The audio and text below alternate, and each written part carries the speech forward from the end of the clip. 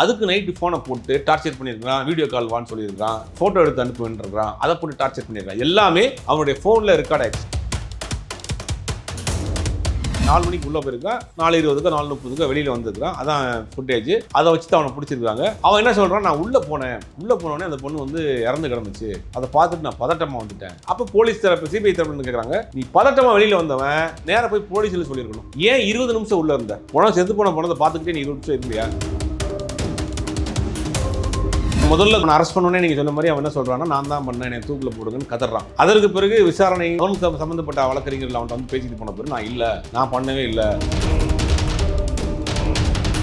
கேட்குறப்ப வேர்த்திருக்கு, BP rice ஆகிருக்கு, heart beat கொஞ்சம் லைஸாக ஃப்ளக்சுவேஷன் வந்திருக்கு. இதெல்லாம் வந்து கால்குலேட் பண்ணி அதை ரிப்போர்ட் ஆகும்.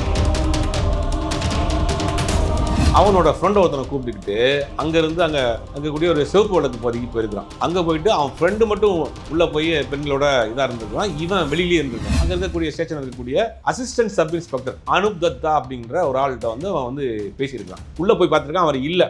அவர்கிட்ட ஃபோன் பண்ணி பல முறை பேசியிருக்கான். சந்தீப் வந்து ஹாஸ்பிட்டலுக்கு பாடி கார்ட்ஸோட தான் வருவாராம், பவுன்சர்ஸோட தான் உள்ள வருவார்.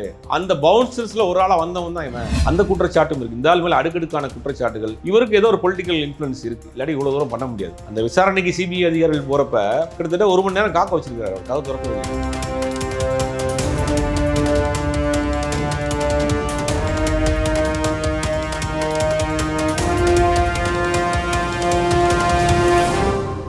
எல்லோ பெஞ்ச் நேயர்களுக்கு வணக்கம். இன்று நம்மோடு பத்திரிகையாளர் சுபேர் அவர்கள் இணைந்திருக்கிறார். வணக்கம் சார். வணக்கம்.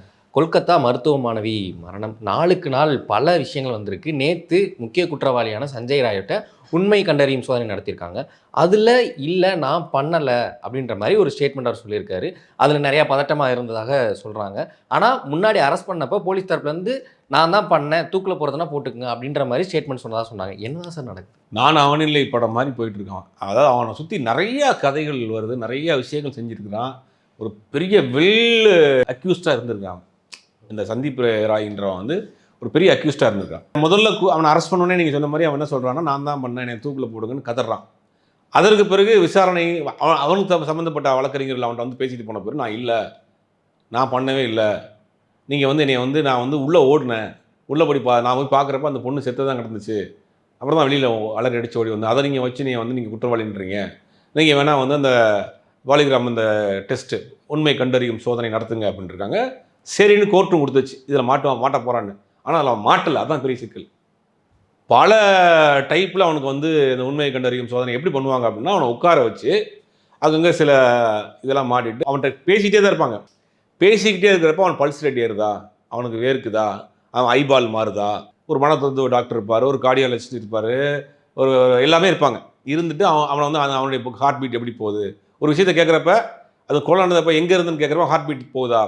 உண்மை கண்டறியும் சோதனைனா இதுதான். நீங்கள் நம்ம எல்லாம் உடனே படுக்க வச்சோடனே மூஞ்சியில் துணியை போட்டோடனே எல்லாத்தையும் உண்மை கக்கிடுவான்றதெல்லாம் கிடையாது. அவன் ஒரு சில விஷயத்த கேட்குறப்போ ஹார்ட் பீட் துடிக்குதா, அவனுக்கு வேர்க்குதா, அவன் வந்து டென்ஷன் ஆகிறானா, பதட்டம் ஆகிறானா, வேறு ஏதாவது ஆக்டிவிட்டீஸ் பண்ணுறானா, கத்துறானா, கதறானா அப்படிங்கிற விஷயத்தை பண்ணுறது தான் இந்த உண்மை கண்டறியும் சோதனை. அதில் ரொம்ப அவன் சொன்ன விஷயத்தில் அவன் பண்ணலைங்கிறத ஸ்ட்ராங்காக இருந்திருக்கான். ஓகே, கொலையே பண்ணலை அப்படிங்கிறதுல ரொம்ப ஸ்ட்ராங்காக இருந்திருக்கிறான். ஆனால் அவனுக்கு சில விஷயங்களில் பதட்டமாயிருக்கான். கேட்குறப்ப வேர்த்திருக்கு, பிபி ரைஸ் ஆகிருக்கு, ஹார்ட் பீட் கொஞ்சம் லைஸாக ஃப்ளக்சுவேஷன் வந்திருக்கு. இதெல்லாம் வந்து கால்குலேட் பண்ணி அதை ரிப்போர்ட்டாக எடுத்துக்கிட்டாங்க. ஆனால் இல்லைங்கிறத திருப்பி ஸ்ட்ராங்காக அங்கே பதிவு பண்ணியிருந்தான். ஒரே குழப்பம். இப்போ சிபிஐக்கு வந்து இவனை எப்படி ஹேண்டில் பண்ணுறதுனே குழப்பம். இதுக்கு பிறகு அவனை பற்றின சில டீட்டெயில்ஸ் என்ன எடுக்கிறாங்கன்னா, அன்னைக்கு கொலை நடந்த அன்னைக்கு நைட்டு 11லேருந்து காலைல 4:30 மணி வரைக்கும் இவன் என்ன பண்ணியிருக்காங்கிற ஒரு இதை எடுத்துருக்குறாங்க. 11:30 மணிக்கு ஹாஸ்பிட்டலுக்கு பின்னாடி இருக்கிற இடத்துல ஃபுல்லாக தண்ணி அடிச்சிருக்கான். அவனோட ஃப்ரெண்ட் ஒருத்தனை கூப்பிட்டுக்கிட்டு அங்கே கூடிய ஒரு சிவப்பு வழக்கு பதுக்கி போயிருக்கான். அங்கே போயிட்டு அவன் ஃப்ரெண்டு மட்டும் உள்ளே போய் பெண்களோட இதாக இருந்திருக்கான், இவன் வெளியிலே இருந்திருக்கான். திருப்பி வெளியில் வந்து திருப்பி மது குடிச்சிருக்கான். அங்கேருந்து வண்டியில் 2 பேரும் அவன் ஃப்ரெண்டும் அவனும் வண்டியில் வர்றப்ப ரோட்டில் போகிற ஒரு பொண்ணை ஈவ் டீசிங் பண்ணியிருக்கான். அதுக்கு பிறகு அங்கேருந்து நேரம் எங்கே வந்திருக்கிறான், ஹாஸ்பிட்டலுக்கு வந்திருக்கான். ஹாஸ்பிட்டலுக்கு வந்தவொடனே இவனுக்கு ஒரு காதலி ஒன்று இருக்கான். அதுக்கு நைட்டு ஃபோனை போட்டு டார்ச்சர் பண்ணியிருக்கான், வீடியோ கால் வான்னு சொல்லியிருக்கான், ஃபோட்டோ எடுத்து அனுப்புன்றான், அதை போட்டு டார்ச்சர் பண்ணியிருக்கான். எல்லாமே அவனுடைய ஃபோனில் ரெக்கார்ட் ஆகிடுச்சு. ஃபோனில் எல்லா விஷயம் தான் எல்லாமே. அவன் ஃபோனை பார்க்குறப்ப ஏகப்பட்ட இந்த மாதிரியான படங்கள், வீடியோக்கள், ஏகப்பட்ட சாட்டு, இந்த மாதிரியான வேலைகளை செஞ்சுருக்கான். அப்புறம் அதுக்கு பிறகு தான் அவன் 4 மணிக்கு உள்ளே போயிருக்கான், 4:20க்கோ 4:30க்கோ வெளியில் வந்திருக்கிறான். அதான் ஃபுட்டேஜ். அதை வச்சு தான் அவனை பிடிச்சிருக்காங்க. அவன் என்ன சொல்கிறான், நான் உள்ளே போனோடனே அந்த பொண்ணு வந்து இறந்து கிடந்துச்சு, அதை பார்த்துட்டு நான் பதட்டமாக வந்துட்டேன். அப்போ போலீஸ் தரப்பு சிபிஐ தரப்புன்னு கேட்குறாங்க, நீ பதட்டமாக வெளியில் வந்தவன் நேராக போய் போலீஸில் சொல்லியிருக்கணும். ஏன் 20 நிமிஷம் உள்ளே இருந்த? செத்து போன பணத்தை பார்த்துக்கிட்டே நீ 20 நிமிஷம் இருந்தியா? அப்போ நீ ஓடி போய் பக்கத்துலேயே ஸ்டேஷன் இருக்குது, நீ போய் ஸ்டேஷனில் கம்ப்ளைண்ட் பண்ணியிருக்கணும்.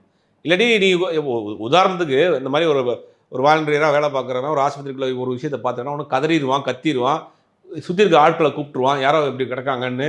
இல்லாட்டி நேராக போய் நீ போலீஸ் ஸ்டேஷனில் கம்ப்ளைண்ட் பண்ணிடுவான். எதுவுமே சொல்லாமல் 20 நிமிஷம் நீ செத்த பணத்தை பார்த்துக்கிட்டே இருந்தியா அப்படிங்கிற ஒரு கேள்வி வருது, கேட்குறாங்க. இவன் என்ன சொல்கிறான், இல்லை நான் வந்து வெளியில் வந்து ஓடிட்டேன் அப்படின்றான். இவன் ஓடினவன் என்ன பண்ணியிருக்கிறான், அங்கே இருக்கக்கூடிய ஸ்டேஷனில் இருக்கக்கூடிய அசிஸ்டன்ட் சப் இன்ஸ்பெக்டர் அனுப் தத்தா அப்படிங்கிற ஒரு ஆள்கிட்ட வந்து அவன் வந்து பேசியிருக்கிறான். உள்ளே போய் பார்த்துருக்கான், அவர் இல்லை. அவர்கிட்ட ஃபோன் பண்ணி பல முறை பேசியிருக்கான். ஓகே. ஒரு அசிஸ்டன்ட் சப் இன்ஸ்பெக்டராக இருக்கக்கூடிய அனுப் தத்தாங்கிறவர்கிட்ட பல முறை வந்து இந்த சம்பவத்துக்கு பிறகு அவன் ஃபோனில் பேசியிருக்கிறான். இப்போ அவரையும் சிபிஐ வந்து தூக்கி அவர் வந்து இப்போ ஒரு மறைவான இடத்துல வச்சு விசாரணை தொடர்ந்து நடத்திட்டு இருக்காங்க. கொல்கத்தா மீடியாக்கள்லாம் இதை பற்றின பெரிய ஒரு ஸ்டோரி போட்டுருக்காங்க, அவனை தேடிட்டு இருக்காங்க. இந்த அனுப் தத்தாங்கிற போலீஸ் தரப்பில் உள்ளவர். இது இந்த மாதிரியான விசாரணைகளுக்கு போன பிறகு தான் அவனுக்கு உண்மையை கண்டறியும் சோதனையில் போயிருக்கு. இப்போ போலீஸ் தரப்பில் வந்து ஒரே அவங்களுக்கு நம்பிக்கை என்னென்னா, ஃபாரன்சிக் ரிப்போர்ட்டு, தடய அறிவியல் துறையில் கொடுக்கக்கூடிய ரிப்போர்ட் வந்து இவன் வந்து கரெக்டாக மாட்டுவான். ஏன்னா அதில் என்னென்னா, நகைக்கண்ணில் வந்து சில மனிதனுடைய அந்த தோள்கள் இருக்குது, அந்த மாதிரி சில அவனுடைய காதில் வந்து சில பிளட் கிளாட் இருந்திருக்கு. இதெல்லாம் வந்து தடய அறிவியல் துறையில் கொடுத்துருக்காங்க, ரிப்போர்ட்டு கொடுத்துருக்காங்க. ஃபாரன்சிக் டிபார்ட்மெண்ட்டில் அதை ஆராய்ச்சி பண்ணுறது கொடுத்துருக்காங்க.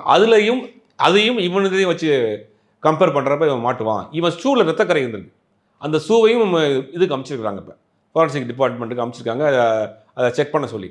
இப்போ அந்த ரிப்போர்ட்டில் இவன் கண்டிப்பாக மாட்டுவான் அப்படிங்கிற ஒரு இதை சொல்கிறாங்க. இதுக்கடையில் நான் சந்தீப் கோஷுங்கிற அந்த பிரின்சிபல் அவர் என்ன பண்ணியிருக்காங்க, அவர் கிட்டத்தட்ட அவரோட சம்மந்தப்பட்ட 16 இடத்துல ரைடு பண்ணியிருக்காங்க. அவர் கிட்டத்தட்ட ஒரு 24 மணி நேரத்துக்கு மேலே அவரை விசாரணையில் கொண்டு வந்திருக்காங்க. இந்த வழக்கு ஒவ்வொரு நாளும் பார்த்தீங்கன்னா மாறி போகுது. இப்போ இன்னொரு தகவல் என்ன சொல்கிறாங்கன்னா, அந்த சந்தீப் வந்து ஹாஸ்பிட்டலுக்கு பாடி கார்ட்ஸோடு தான் வருவாராம், பவுன்சர்ஸோடு தான் உள்ளே வருவார். அந்த பவுன்சர்ஸில் ஒரு ஆளாக வந்தவன் தான் அவனை இவர் வாலண்டியராக மாற்றிட்டார். நம்ம ஆள் உள்ளே இருக்கிற வச்சுருக்கிறாரு அப்படிங்கிற ஒரு டைப்லேயும் விசாரணை போயிட்டுருக்கு. இப்போ விசாரணையை பார்த்தீங்கன்னா இவனை சுற்றி மட்டும் இல்லாமல் கிட்டத்தட்ட இந்த வழக்கில் 24 பேரை இப்போ வந்து அவங்க கஸ்டடி எடுத்திருக்காங்க. 24 பேர் மேலே விசாரணை போயிட்டுருக்கு. இந்த பிரின்சிபால் இப்போ வந்து விசாரணை வளையத்துக்குள்ளே வந்துட்டார். இந்த சம்பவத்தை பார்க்குறப்ப அந்த இறந்து போன பெண்ணுடைய தாயார் சொல்கிற விஷயங்கள் ரொம்ப பரிதாபத்திற்குரிய விஷயமா இருக்குது. அவங்க ஒரு டெய்லராக இருந்திருக்காங்க, ஒரு டெய்லரிங் வேலை பார்த்து அந்த பெண்ணை படிக்க வச்சு ஒரு டாக்டர் ஆக்கி நாளைக்கு சமூகத்துக்கு ஏதாவது செய்யும், நம்மளை காப்பாற்றிடும் நம்பிக்கிட்டு இருந்த அந்த பொண்ணை வந்து இப்படி ஒரு படுபாதக செயலை செஞ்சுருக்கிறாங்க.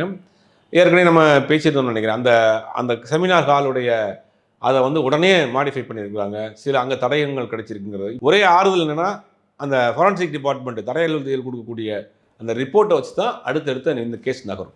ஓகே சார், சந்தீப் கோஷ் மேலே ஏற்கனவே நிறைய குற்றச்சாட்டுகள் இருந்தது. அப்படி இருந்தும் அவரை தூக்கி உடனடியாக வேற ஒரு கல்லூரியில் முதல்வராக போடுறாங்க. இப்போ அவர் வந்து வங்காளதேசத்துக்கு மெடிக்கல் வேஸ்ட்டை வந்து சப்ளை பண்ணுவார். ஸோ அந்த மாதிரி ஒரு கம்ப்ளைண்ட் இருக்குது. அவரோட கிளர்க்கு சொல்கிறாரு, இந்த மாதிரி ரொம்ப ஏழைப்பட்ட மக்கள்கிட்ட இந்த விபத்தில் அடிபட்டு அந்த கடைசியாக பார்க்கணுன்னா கூட காசு வாங்குவார் அப்படின்ற மாதிரி சொல்கிறாங்க. இது ஏன் இங்கேருந்து இந்த பக்கம் மூவ் ஆகவே மாட்டேங்கிற ஒரு கேள்வி இருக்குல்ல சார்? இவ்வளோ கம்ப்ளைண்ட் சொல்லும்போது ஏன் சந்தீப் கோஷை சரியான விசாரணைக்கு உட்படுத்தல? சந்தீப் கோஷ் மேலே இன்னொரு கம்ப்ளைண்ட் சொல்கிறாங்க. ஆள் இல்லாத அனாதை பெண்ணுங்கள் இருக்கு இல்லையா, அதை கொண்டு வந்து என்ன பண்ணுவாங்கன்னா மார்ச்சுவரியில் போட்டுருவாங்க. அதை மருத்துவக் கல்லூரிகளுக்கு இந்த பாடி உடற்கூறு ஆய்வுக்காக, அந்த டாக்டர்ஸ் படிக்கிறதுக்காக, அந்த ஒரு இதுக்காக பயன்படுத்துவாங்க. அப்படி வரக்கூடிய பாடியை விற்றுருக்காரு. ஓகே. இறந்து போன மனித உடல்களை விற்றுருக்கிறார்கள் குற்றச்சாட்டும் அந்த சந்தீப் மேலே இருக்குது. அவங்க உள்ள இருக்க ஆர்கனை விற்கிறதுக்காக சில ப்ரைவேட் கல்லூரிஸுக்கு இந்த பாடியை வாங்கிட்டு போய் அந்த கிளாஸ் எடுக்கிறதுக்காக, அட்டானமிக் கிளாஸ்ன்னு நினைக்கிறேன், அதுக்காக வந்து விற்கப்பட்டிருக்கு. அந்த குற்றச்சாட்டும் இருக்குது. இந்த ஆள் மேலே அடுக்கடுக்கான குற்றச்சாட்டுகள். இவருக்கு ஏதோ ஒரு பொலிட்டிக்கல் இன்ஃப்ளூயன்ஸ் இருக்குது, இல்லாட்டி இவ்வளோ தூரம் பண்ண முடியாது. அந்த விசாரணைக்கு சிபிஐ அதிகாரிகள் போகிறப்ப கிட்டத்தட்ட 1 மணி நேரம் காக்க வச்சிருக்கிறார், அவர் கதவு திறக்கவே இல்லையா. ஓகே. சிபிஐ ஆஃபீஸர்ஸ் போய் ஒரு வீட்டை கதவை தட்டியிருக்காங்க, வீட்டுக்குள்ளே இருந்துட்டு ஒரு வெளியில் வரவே இல்லை. 1 மணி நேரம் அப்புறம் ரொம்ப வாக்குவாதம்லாம் ஆகி அதுக்கு பிறகு தான் உள்ளே போய் கிட்டத்தட்ட 16 மணி நேரத்துக்கு மேலே ஒரு விசாரணை பண்ணியிருக்காங்க.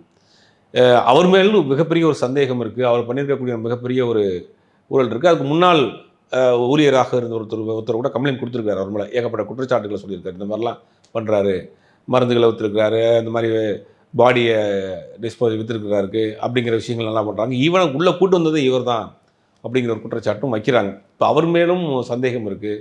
அந்த அசிஸ்டன்ட் சப் இன்ஸ்பெக்டராக இருக்கக்கூடிய அவர் மேலேயும் சந்தேகம் இருக்குது. எல்லாமே விசாரணையில் போயிட்டுருக்கு.